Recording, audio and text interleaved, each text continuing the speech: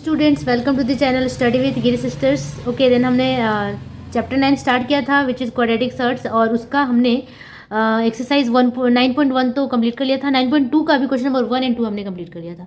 तो आज के इस वीडियो में हम स्टार्ट करने वाले हैं क्वेश्चन नंबर 3 से। तो चलो वीडियो को स्टार्ट करते हैं।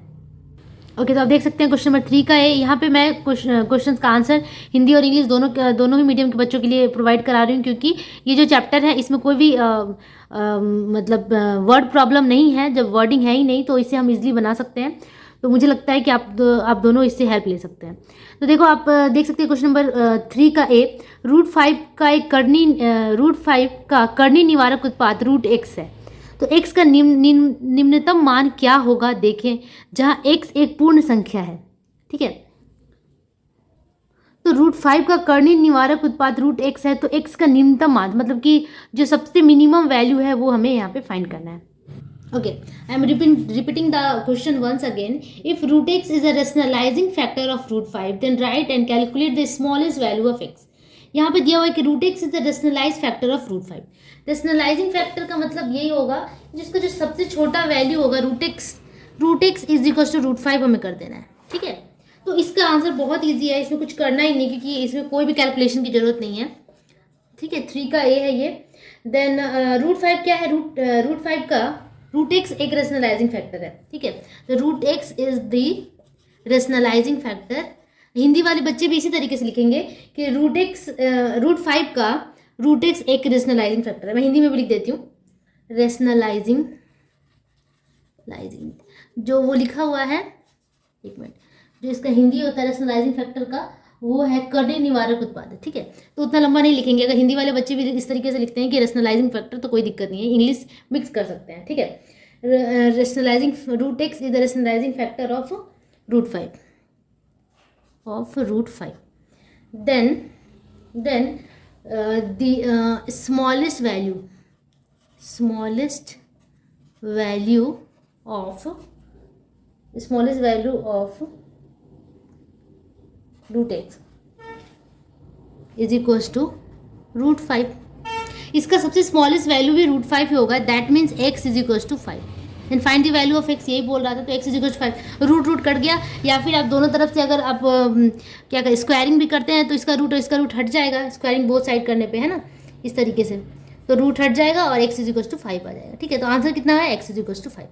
और हिंदी वाले बच्चे बस इस वाले लाइन को इस तरीके से लिख सकते हैं कि √5 का √x एक रेशनलाइजिंग फैक्टर है। ठीक है, रेशनलाइजिंग फैक्टर है।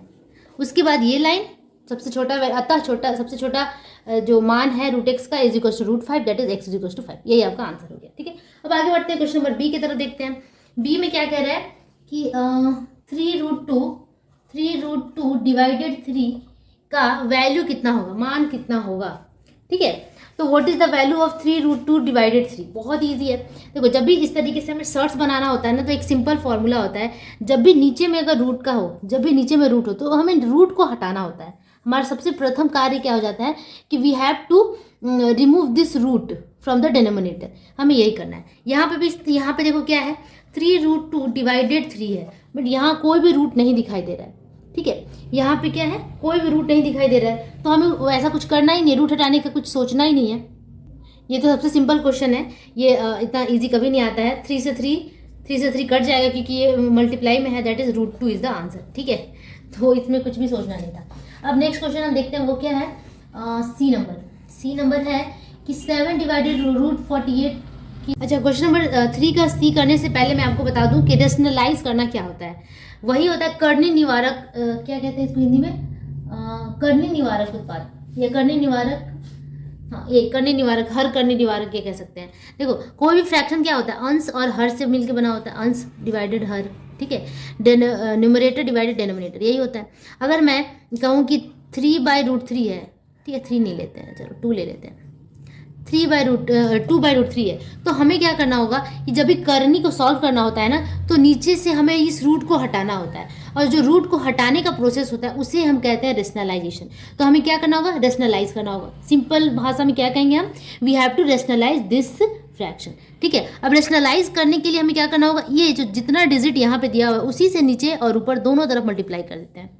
देखो ये कट के तो 1 ही आना है, तो या 1 से हम किसी भी नंबर को मल्टीप्लाई करेंगे तो हमारा यही आने वाला है। इसलिए हमने क्या किया कि हमने वही डिजिट लिया जो नीचे था, क्योंकि हमें नीचे का रूट हटाना है। ठीक है, क्योंकि हमें पता है कि रूट को रूट से मल्टीप्लाई करने के बाद रूट गायब हो जाता है। बस सिंपली हम क्या करेंगे, 2 × √3, ऊपर ऊपर गुना और नीचे नीचे गुना, तो नीचे नीचे मल्टीप्लाई करने पे क्या होगा, √3 × √3 है ना, और √3 × √3 मतलब कि √3 का स्क्वायर कह सकते हैं ऐसा भी। तो जब भी √3 से √3 को मल्टीप्लाई करेंगे तो कितना होगा, √9। ठीक है, ठीक है, या फिर आप इस तरीके से रूट को हटा के डायरेक्ट 3 लिख सकते हैं। √9 जब रहेगा तो रूट अगर ये इसके अंदर 3 × 3, जब इसका पेयर बनेगा तो ये रूट गायब होकर 1 3 बचेगा। ठीक है, तो अब सिंपल भाषा में कह सकते हैं कि जब भी रूट से उसी रूट के अगर √a × √a होता है तो आंसर हमारा a आएगा। किसी भी डिजिट को, किसी भी नंबर को अगर यहाँ पे डाल दे रूट के अंदर, अगर सेम नंबर के साथ मल्टीप्लाई करें तो वो उसका रूट हट जाता है। ठीक है, इसे ही हम कहते हैं रेशनलाइजेशन। तो आंसर कितना हो गया, 2 √3 / 3। ये जो हमने इसका क्या किया, रेशनलाइज कर दिया, इस नंबर को हमने क्या कर दिया, रेशनलाइज कर दिया। तो क्वेश्चन नंबर 3 का सी रेशनलाइजेशन पे था, इसीलिए मैंने बताया। और आगे के जितने सम्स हो गए उसमें सब में हमें क्या करना है, रेशनलाइज करना है, रेशनलाइज करना है। ठीक है, इसलिए रेशनलाइज सीखना आप लोगों के लिए ज़रूरी था। अब आगे बढ़ते हैं क्वेश्चन की तरफ। तो यहाँ पे हम पढ़ते हैं क्वेश्चन नंबर सी, 7 / √48 के हर का करने निवारण हेतु, मतलब रेशनलाइज करने के लिए हर को न्यूनतम कितने द्वारा गुना करना होगा।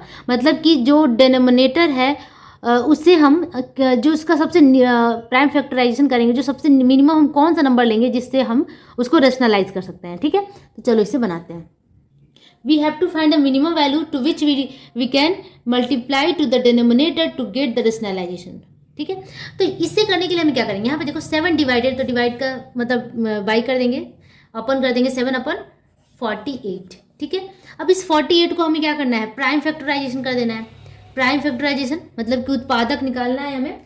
ठीक है, तो 48 किसके किसके टेबल में आता है, 12 4 जा। ठीक है, और 12 को कैसे ले सकते हैं, 2 × 2 4, 4 × 3 12 हो गया। ओके, और 12 4 जा होता है, तो 2 × 2 है ना, 2 2 जा 4, 4 3 जा 12, 12 2 जा 24 और 24 2 जा 48 आ गया। अब इस 2 2 को हमें क्या करना है, एक साथ रख लेना है। 7 डिवाइडेड, सब 2 2 को एक साथ, 2 × 2 × 2 × 2 × 3। ठीक है, अब यहाँ पेयर किसका किसका बन रहा है, इसका बन रहा है और इसका बन रहा है। जब पेयर में बन जाता है तो क्या रूट से बाहर आ जाता है, सबको पता है। 2 × 2 बाहर आ गया और √3 बच गया। तो यहाँ पे क्या हो जाएगा, 7 / 4 √3 हो गया। अब हमें क्या करना है कि हमें किस नंबर से इसको मल्टीप्लाई करना होगा कि ये जो पूरा फ्रैक्शन है वो रेशनलाइज हो जाए। ठीक है, तो मिनिमम कौन सा नंबर होगा, ऑब्वियसली √3 से मल्टीप्लाई करना होगा। ठीक है, हमें क्या करना होगा, √3 से ही करना होगा, तभी तो ये √3 के ऊपर में रूट गायब होगा। तो हमें क्या करना होगा, बस यहाँ से कुछ नहीं करना है। यहाँ पे आप दिखा भी सकते हैं कि we have to multiply the denominator with √3। ठीक है, √3, बस वही आंसर हो गया आपका। ठीक है, अगर आप चाहो तो मैं दिखा देती हूँ, 7/4 √3 × √3 × √3, इस तरीके से मल्टीप्लाई करना होगा। ठीक है, तो बस यहाँ से रूट हट जाएगा और आपका कितना आ जाएगा, 7 √3 और ये √4 × 3 हो जाएगा। ठीक है, तो मतलब यहाँ से हमें बस ये बताना था कि किससे मल्टीप्लाई करना होगा कि जिससे ये रेशनलाइज हो जाए। तो नीचे किससे मल्टीप्लाई करना होगा, √3 से ही। ठीक है, तो इसी तरीके से हमारा आंसर सिर्फ इतना तक ही आता है, ये आपको करने की जरूरत नहीं है। ठीक है, अब आगे बढ़ते हैं नेक्स्ट क्वेश्चन की तरफ। ओके, नेक्स्ट क्वेश्चन में क्या कह रहा है, फाइंड द रेशनलाइजिंग फैक्टर और कॉन्जुगेट सर्ट्स ऑफ √5 + 2। ठीक है, इसको हिंदी में कहेंगे कि करनी निवारक उत्पाद हमें निकालना है किसका, √5 + 2 का। तो करनी निवारक उत्पाद या फिर कॉन्जुगेट सर्ट्स क्या होता है, इसे सिंपली हमें करना क्या है, कुछ भी नहीं करना, बस इसका साइन चेंज कर देना होता है। ठीक है, तो ये जो इसे हम पहले तो 2 + √5 के फॉर्म में लिखते हैं, तो इसका हमें क्या लिखना है, कॉन्जुगेट सर्ट्स, या फिर रेशनलाइजिंग फैक्टर भी आप लिख सकते हैं। करनी निवारक उत्पाद हिंदी में लिख सकते हैं, = इसका जो कॉन्जुगेट सर्ट्स होगा वो क्या होगा, 2 - √5। बस यही आपका आंसर होगा। ठीक है, 2 - √5। तो चलो आगे बढ़ते हैं क्वेश्चन नंबर ई की तरफ। नेक्स्ट क्वेश्चन है क्वेश्चन नंबर 3 का ही, वो इस तरीके से है, √5 + 2 divided √7 = 1/7 √35 + 8, then find the value of A और ए का मान निकालें। ठीक है, तो इस तरीके से एक समीकरण के फॉर्म में दिया हुआ है, एक इक्वेशन है, इसे हमें क्या करना है, ए का वैल्यू निकालना है। ठीक है, तो √5 + √2, यहाँ पे देखो डिवीजन का साइन इस तरीके से है, मैं इसको इस तरीके से कर देती हूँ, √7 = √35 + a, इस 7 को भी हम नीचे लिख लेंगे। ठीक है, थोड़ा सा ईजी होगा हमारे लिए।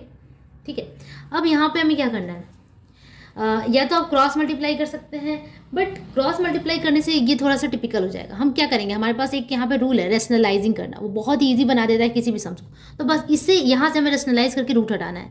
तो इसके लिए हमें क्या करना होगा, √5 + √2 डिवाइडेड √7 है ना, इसे हमें √7 से मल्टीप्लाई कर देना होगा। ठीक है, √7/√7। ठीक है, इससे क्या होगा कि यहाँ का जो रूट है वो अपने आप गायब हो जाएगा, √35 + a/7। अब यहाँ से देखो कि √7 मल्टीप्लाई √5 + √2, यहाँ पे √7 मल्टीप्लाई √7 7 = 35 + a डिवाइडेड 7। आप लोगों को समझ में आ गया होगा कि मैंने √7 से √7 को मल्टीप्लाई किया तो 7 क्यों आया।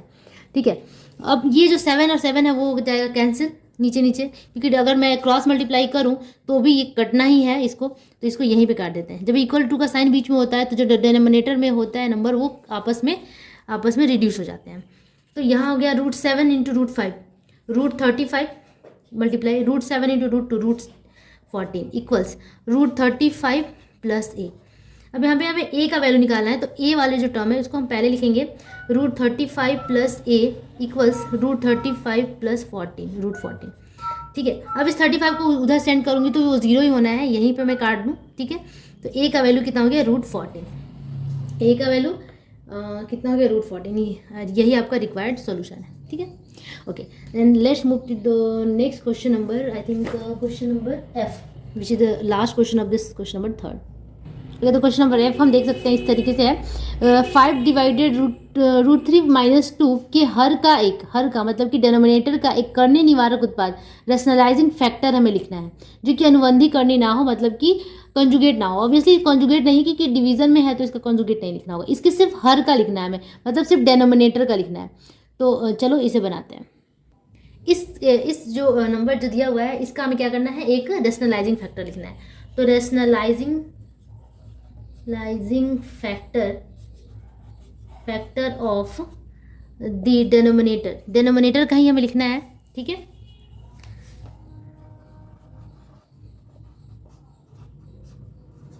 इक्वल्स √3 + 2, यही आपका आंसर हो जाएगा। ठीक है, इसमें कुछ करना ही नहीं, बस उसको प्लस में लिख देना है, उसका जो साइन चेंज करके लिख देना है। ठीक है, तो इसी तरीके से हमने 3rd का F तक कंप्लीट कर लिया, और आगे बढ़ते हैं क्वेश्चन नंबर 4th की तरफ। 4th में क्या कर रहा है, दिस एंड दिस मिश्र द्विघात करणियों के अनुबंध करणियों को लिखें। ओके, तो यहाँ हमें क्या करना है कि write the conjugate surds of 9 - 4 √5 and -2 -√7। ठीक है, कॉन्जुगेट रूट हमें यहाँ पे लिखना है। ठीक है, ये रेशनलाइजिंग फैक्टर में क्या होता है कि इसका साइन हम चेंज कर सकते हैं, जो कि नॉन रूट में है, लेकिन जो कॉन्जुगेट सर्ट्स में होता है क्या, जो रूट में होता है उसी के आगे का साइन हमें चेंज करना होता है, बस ये डिफरेंस होता है दोनों में। ठीक है, तो कॉन्जुगेट सर्ट्स हमें निकालना है इसका और इसका दोनों का, और ये किस तरह के सर्ट्स है, ये मिक्स सर्ट्स है, मतलब कि मिश्र करनी है। क्यों है, क्योंकि इसमें जो मिक्स क्या है, इसमें नॉन रूट वाले भी टर्म्स हैं और रूट वाले भी है, इसलिए इसको मिक्स सर्ट्स कहा जाता है। ठीक है, क्लियर हो गया होगा आप लोगों को। तो conjugate shirts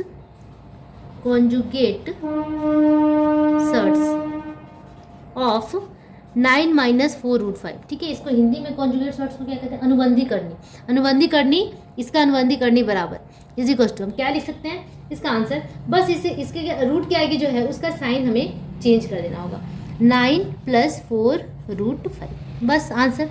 and the conjugate surds of किसका, -2 - √7 -2 + √7, बस यही आपका आंसर है। ठीक है, तो ठीक है, इसी तरीके से बनेगा ये क्वेश्चन नंबर 4th। तो होपफुली आप लोगों को समझ में आएगा question number 3rd and 4th। ये जो है बहुत ज़्यादा इंपॉर्टेंट नहीं है चैप्टर में, क्योंकि इतने सारे आगे क्वेश्चंस हैं कि कभी कभार ही होता है कि ये शॉर्ट क्वेश्चन में इस एक्सरसाइज से दे देता है एग्जाम में, एक्सरसाइज 9.3 से। बाकी एक्सरसाइज 9.3 बहुत ज़्यादा इंपॉर्टेंट नहीं है, आगे के जो एक्सरसाइजेज हैं वो ज़्यादा, सॉरी 9.2 से 9.3 इंपॉर्टेंट है, 9.2 से बहुत ही कम लेता है। ठीक है। तो चलो आज के लिए इतना ही रहने देते हैं। नेक्स्ट वीडियो में हम जो क्वेश्चन हमारे रह रहे हैं इस एक्सरसाइज की वो करेंगे, क्योंकि हमें अपनी तरफ से तैयार रहना है। अच्छा, इसमें बहुत सारे क्वेश्चंस और भी हैं, क्वेश्चन नंबर 7, 8 तक हैं, जो कि इंपॉर्टेंट हो सकता है आगे जा करके। तो ये भी एक्सरसाइज आप लोगों के लिए काफ़ी इंपॉर्टेंट है, इसे भी हल्के में नहीं लेना है हमें। और नेक्स्ट वीडियो में बाकी के जो भी क्वेश्चंस बच रहे हैं उसे हम करेंगे। तब तक के लिए मैं यही आशा करूँगी कि आप लोग अच्छे से प्रैक्टिस करते रहें घर पे, और and keep watching study with Gid sisters. Okay then, bye bye.